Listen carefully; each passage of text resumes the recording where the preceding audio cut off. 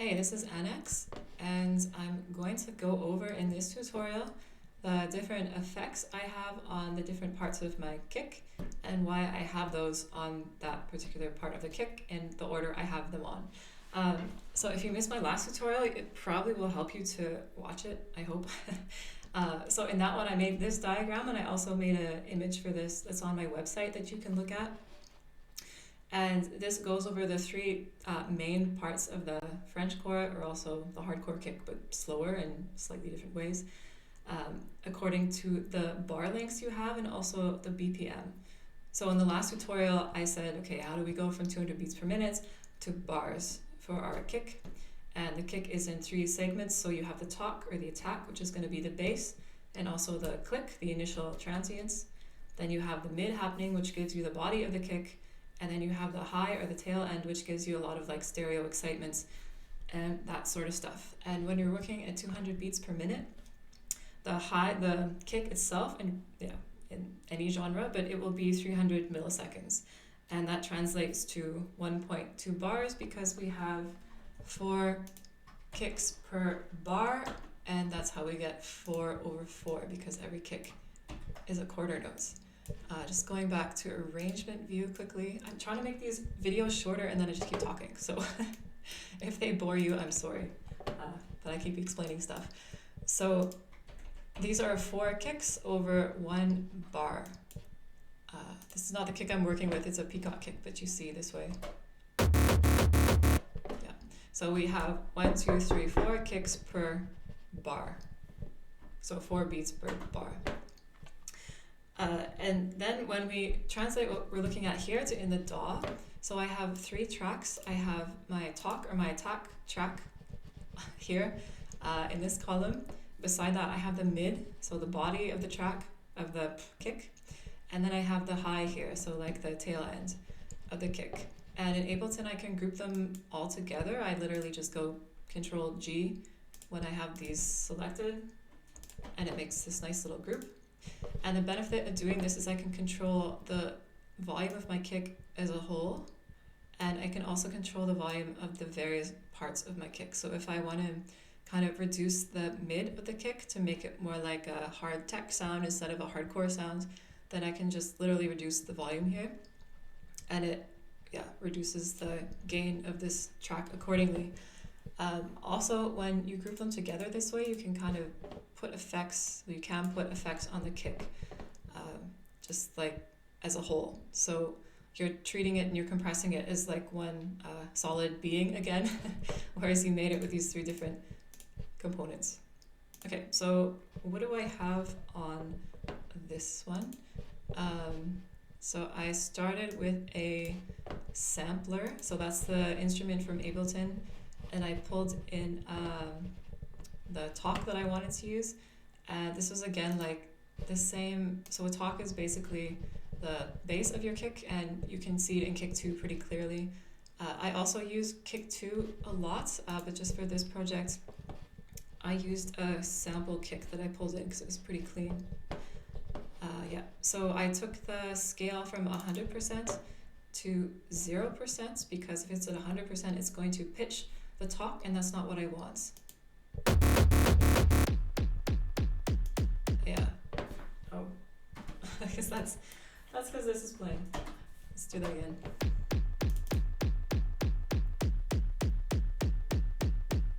So I don't actually want to hear that variation in talk, because the way Ableton does it, it's not true to the note and how it was intended.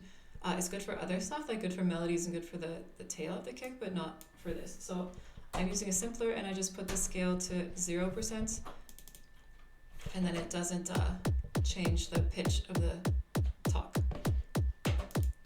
So what you see here, it's the bass notes. So if I'm working like in a 8-bar loop, so your kick's going to be 4 times of 8 bars, so you have 32 bars of your kick. These bass notes correspond to the chords that I've chosen for my song in the refrain, if that makes sense. So I do want them to change in the the middle and the high because that's when we have more pitch and more frequencies. But if we change them in the bass here, it's gonna not sound so good, at least when I do it. So that's why we don't pitch it. After this, I have a high frequency pass. This is if I want to gradually cut off the talk, but still have the bass or the other parts playing.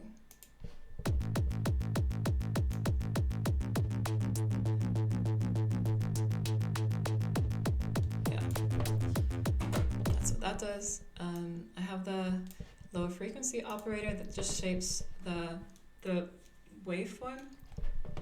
It shapes the envelope, so it influences what parts of the waveform go through at what point in time, and my last tutorial talked about that more. So this basically just cuts it off at a quarter here.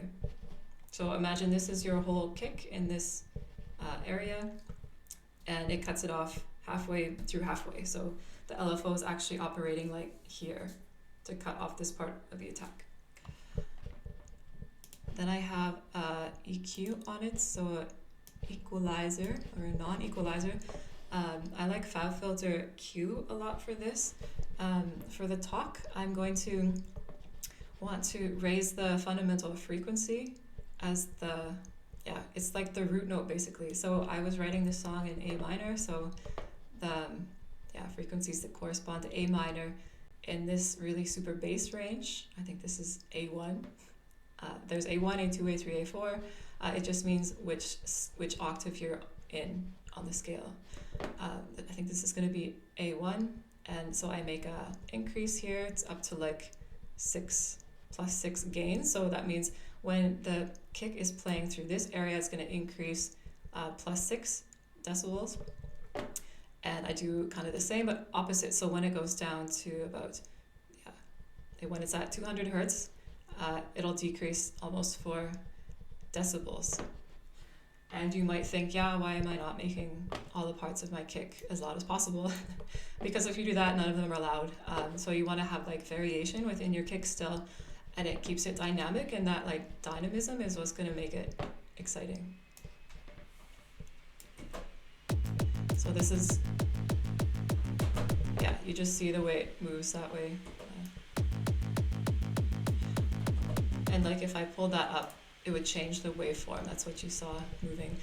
So I have my sub here, and I also wanted to make a little bump here because at the talk you also have the click, like that initial transients to get your interest going. After that, and the order that you put these things in matters, because this is basically, it's called your effects chain, and the chain means you're linking one thing to another thing to another thing. And picture the sound going from starting from here, starting from the origin of the sound, and through all these filters and effects from like left to right. So if you put one thing before another thing, it will influence what happens downstream to it. And if you mess up, you'll really notice. So if your kicks don't sound good, check your effects chain too. But also check to see that they're not overlapping in like really horrendous ways as well. So the next one I have is the saturator. So saturator is going to make the waveform more dense and it sounds thicker. So you see the bass here, it's going to increase the saturation within these frequencies. So about from that like A1 range to whatever this is, the 300 range. That's really like where my bassy parts are. And it reduces the saturation below that. So you have like a nice clean kind of sub bass going on. After that, I have limiters. So like according to Angerfist, just throw a lot of limiters on. You can't go wrong. So he throws on 3 and I throw on 3. The ones I use, you can use any ones you want, but I like the ones that are very close to clipping. So clipping means when you take the gain, so you have your normal waveform, when you increase it, it's going to hit 0 decibels, and if that happens, it's going to clip. What limiting does is it determines what the waveform is going to do once it hits that point. Oops. And how much is going to do that thing you make it do. So here, if I increase the gain like up to here, we see that the waveform is going to hit that 0 decibels and it's going to turn back down. And what it's showing us here is how many decibels it's going back on itself by. You don't want to increase it more than like, I think minus 3.5 on the right here, because then you get a lot of distortion. You get distortion because these transients, I shouldn't be talking over that, these transients, so what you see is like the lighter blue part here, they're the ones that are getting squished. So when you squish a lot of transients, you're going to get a lot of distortion, and then it's not going to sound very nice. And it's especially going to mess up the higher frequency stuff, like the more treble octaves. Okay, so I have that limiter. I have a limiter with punchy EDM. So these presets just, they determine what this limiter tells the waveform to do as soon as it hits this top. And on the FabFilter 3, so this version, there are some that let it go over top. So they do let it exceed the 0 decibels, and that gives you kind of a more natural sound, and then you don't have to be so worried about how far it's going down here. I think I can't find any for you right now. But they do exist, so they have quite nice little algorithms on here. You can also, something I just learned, you can also adjust it in like LUFS. So if you're mastering like, according to loudness or LUFS and not just decimals, you can also use this VST. The last one I have on the talk is just a preset for also pumping. So whatever this bring out the beat is. It's better to put more limiters on with less gain than like one limiter with a whole bunch of gain, because then you don't lose the transients and get too much distortion. So I actually do, like in hardcore and Frenchcore, you want some distortion, but you don't want too much that you ruin your sound. Okay, so then we have the mid. And the mid, I have a serum wavetable on it. I'm not going to go into that because you have a lot more other tutorials on that. We have this low frequency operator. So this is saying the mid, so when we go down to this kick here, it's like the exact same as we're seeing this quarter bar length on our screen in this low frequency operator. So it's saying this mid can start playing until this point, so just before the half point, and then it's going to cut off at like an angle like this all the way to the 3/4 notes, anyway, wherever this is in your kick bar. So that means the reason we do this is so then it gets out of the way for this high or this tail to play without having a bunch of messy overlap.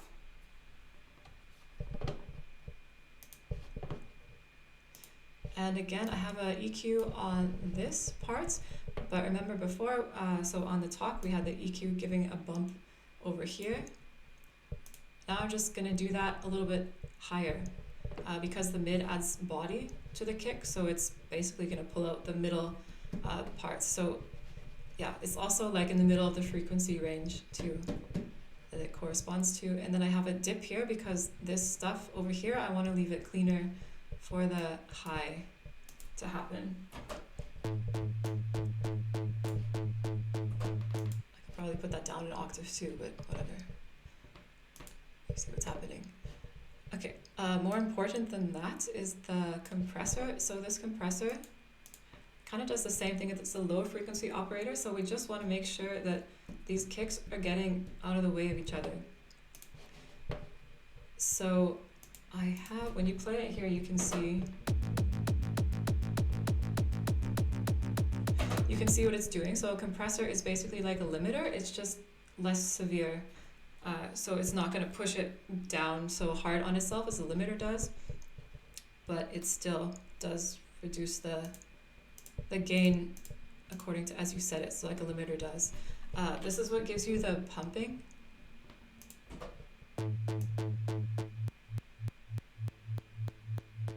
And you hear the clipping because it's it's like a super short attack and a super sharp knee, which you need, but it's gonna clip a little, so you just have to play around with it or use the fab filter compressor. So we have 37.5 seconds here, and if we go back to our kick, that means that it's going to start playing at 0. So the compressor with sidechain is going to start triggering when this talk is playing right at 0.01 milliseconds, and it's going to release, so the compressor is going to stop happening at this 37.5 milliseconds. So that means for this kick here, this whole like really super bassy part isn't being interrupted by whatever's happening in the mid when it's playing. Then I have distortion. Where is it? So isotope is a type of distortion.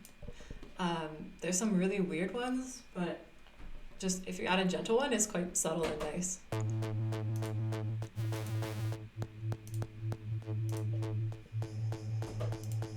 Yeah. Okay. But I didn't actually like it for this layer, so I'm going to turn it off. Then I have saturators again, but with these saturators, I didn't know which one was going to sound good, so instead of just going like back and forth with one, like with two different settings like this, I just have them on two different effects, so then I can turn one off or turn the other one off. The other one, yeah, I have this nice preset I'm using, which is just like kind of a general Frenchcore kick preset, so it's increasing the saturation on all the frequencies above 506 hertz, so a little bit above the bass frequencies, making them more saturated. Then I have limiters again. I have two limiters. Sometimes I have three, but whatever. This is two. Okay, and on my high, and it's important to note that on my high end, on my tail end, I'm starting the MIDI note like halfway, at the halfway point. So it's starting here at like 1.1.3 and going to the end of that quarter bar length, and it's not starting over here, and that's because I don't need it here at all. So the only thing it's going to do is add like high treble excited frequency stuff, but it's not going to do any of the bass stuff. So it literally starts right in the middle, so you don't have to worry about making an LFO or a compressor for any of this, because it doesn't actually exist at this point. How meta. Okay, so again I have the Serum wavetable, and then I have an EQ, and here I lift up like this higher frequency range and give it a little bump at the top.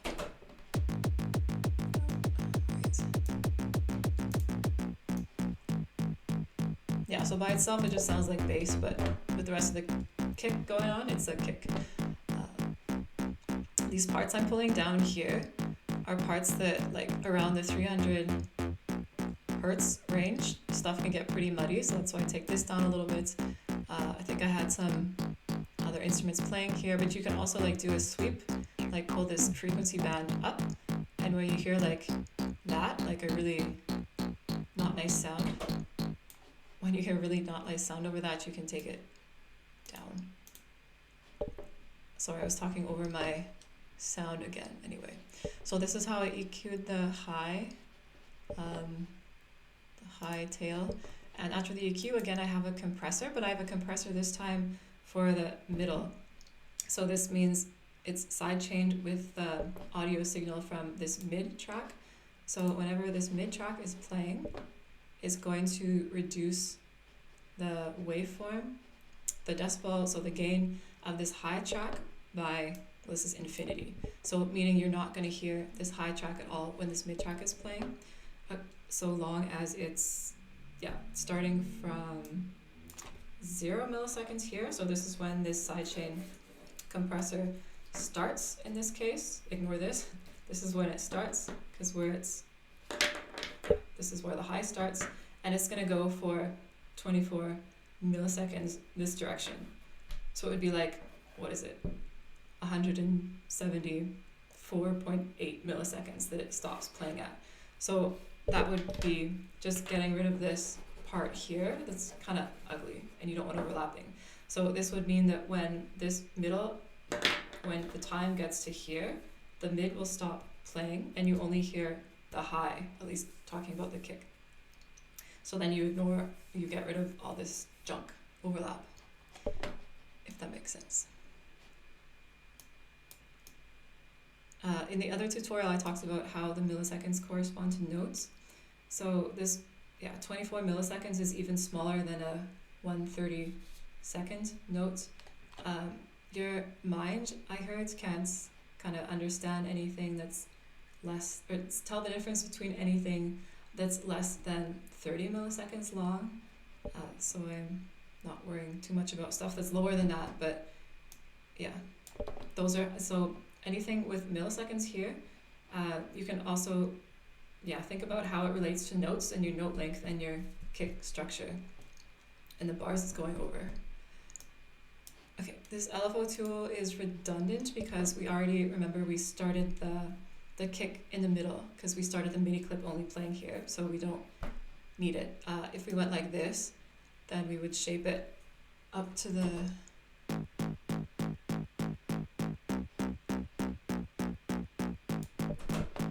so if you pulled it up here, then you're cutting off more of the sound, but I didn't need that, so it's off. Okay, so you can put a lot more interesting distortion on the top end, because in the higher frequencies, that stuff is just a lot better to use. So I have this one on, is distortion. Then I have a saturator again with the same preset. I also like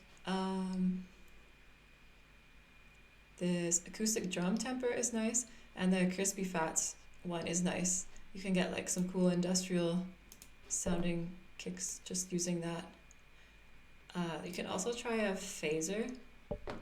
This is just one of the ones with as a preset in Ableton, and that's gonna take the sound for this high and it's gonna move it around more, if that makes sense.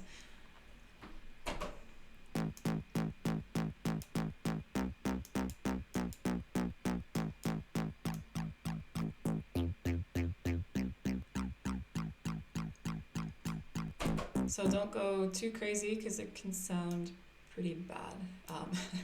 Just play around with it. This dry and wet is nice. So imagine you have the audio coming from this.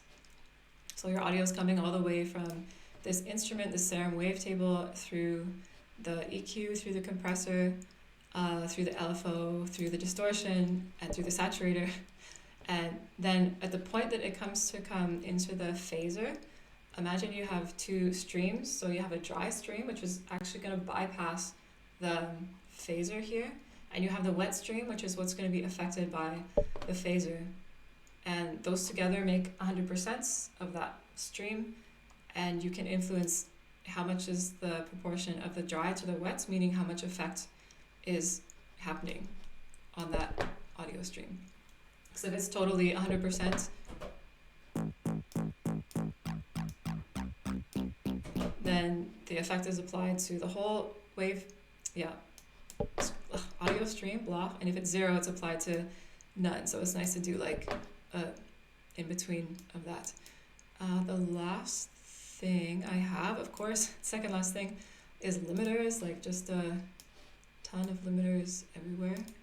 And then I have a reverb. So you can also use a reverb like an Ableton reverb, and they're quite nice too, but only use it on the tail end, on the high end, because reverb in bass sounds like crap. The benefit to doing this here on my effects chain is that I can control it just for the high. So this VST is only on this track. I could also use this A as a return. So this is the reverb return that comes standard in the Ableton standard template, but then the whole kick would be going into that reverb, and that's not what we want. So this just gives you like, I just use like a tiny little bit of it for more excitement around the tail end of the kick. And you can make it way too heavy. So just keep the delay really short. and the decay really short, and yeah, it's a bit nicer.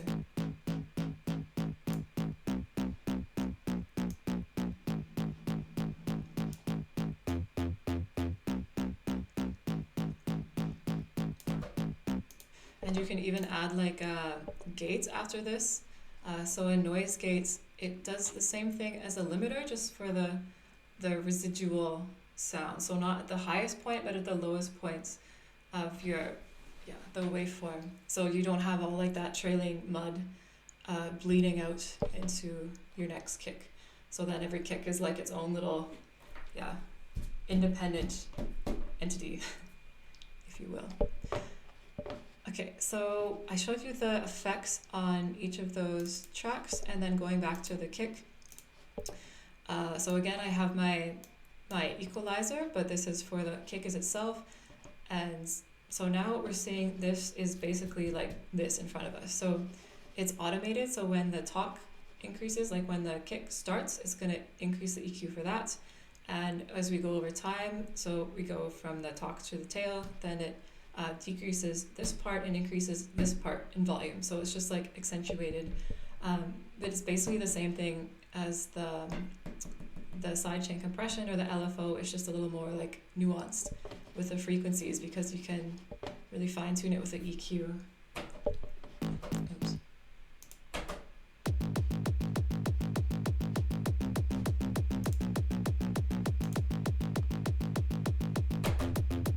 Yeah, that's like a little extra pump. This high frequency pass, so it sweeps from left to right, obviously. I made this into a macro because with the normal one in Ableton, the normal auto filter, it doesn't shut off when you go all the way to the ends. Like you still have a little that's applied, but this macro cuts it all off, and then I just control it with this one knob button thing. Yeah, so you can apply it to the whole kick and then get like a rising effect before your drop.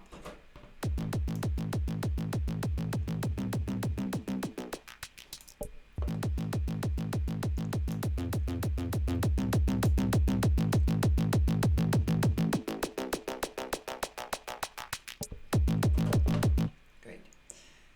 So after that, I have a parallel compressor. And it's Ableton has two types of compressors. One is a glue compressor, and the other one's just a regular compressor. So when you go into instruments, this one's under the glue compressor. And yeah, again, it's like parallel or New York compression, and that means you have a dry and wet stream combined, so it's not 100% compressed, and it just makes it sound more natural. So you're again going to have like a really short attack, a really short release, and a high compression ratio. So when it hits that certain threshold, it's going to push back a lot harder with a higher ratio. And this is the thresholds you set the compressor to start at. So now it's here.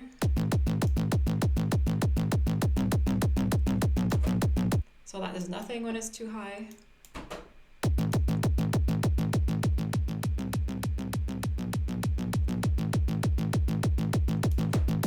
When it's too low, it also does nothing. And you compress or limit, because when you compress the waveform, it sounds louder to your ear. But when you do that, you also lose those transients, and because you squish the transients, you lose some of the loudness just objectively. So that's why you literally just make up the gain for whatever loudness you lost. And that's after here. This is a compressor from FabFilter, and this is one you can use a look ahead on. So the look ahead will help it to stop clipping, because we often get clipping with like a really hard, a really short knee, a really high ratio, and a high threshold. So something like a VST like this can help you reduce that clicking and still have like the really tight, short envelope around your stuff. But I didn't use that on here. Another nice thing is the saturator from Ableton. So like the native one's Ableton is really nice on the analog setting. And Cepha uses this with the drive all the way up, But it doesn't sound good when I do that with the drive all the way up. But I like a little bit of drive and not completely not completely wet, but a mixture of dry and wet. So again, like that New York or parallel compression, just on the kick. So not on any of the tracks I'm using, just the main kick. But yeah, again, this is what works for me. You just figure out what works for yourself and the kicks you're making.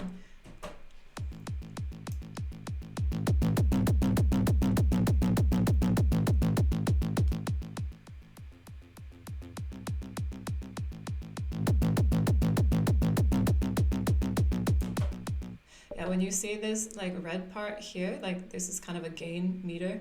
It's here in Ableton, so you can see if something's clipping.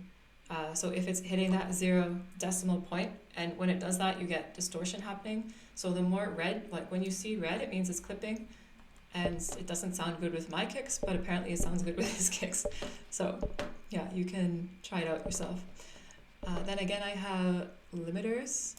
I just have two random, yeah, what's the ones I have here? I have the bring out the beats under the loud preset, and I have the aggressive and tight, and the gain isn't really high here because I already limited each of these 3 tracks independently, and then I added a compressor before this and a saturator, so it's gonna be like really, really loud already. This is just to catch any remaining parts that might, yeah, like peak over the edge and create distortion that I don't want in my track.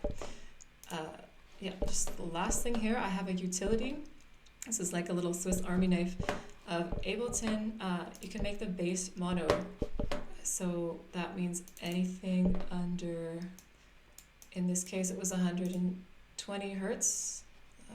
Here. So like here, this is our frequency. So we're looking at hertz are on the bottom and gain, hertz are on the x-axis and gain is on the y-axis. Anything under 120 hertz with that utility on, with the bass mono, so like here, or is that like, yeah, 120 is like here. So anything at this point and to the left is going to be mono. And that is good because you don't even need stereo image in the bass.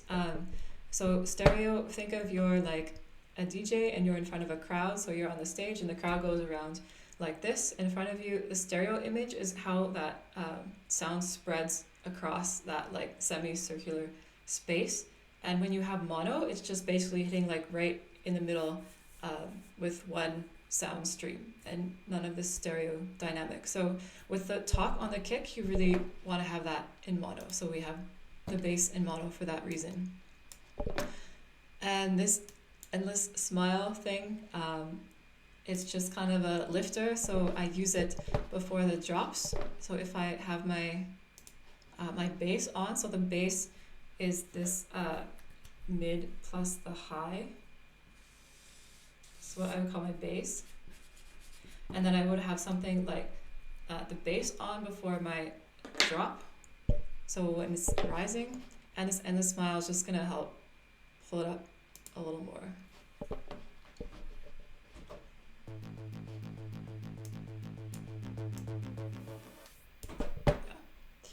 You kind of get the idea.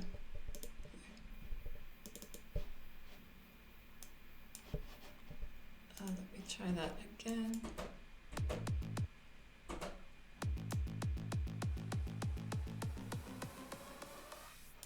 And then you drop, but yeah, usually you wouldn't have this on.